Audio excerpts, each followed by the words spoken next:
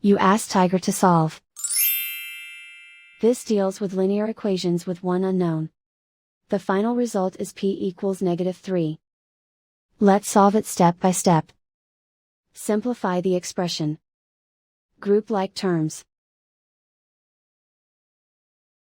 Simplify the arithmetic. Swap sides. Isolate the p. Divide both sides by 5. Simplify the fraction. Find the greatest common factor of the numerator and denominator. Factor out and cancel the greatest common factor.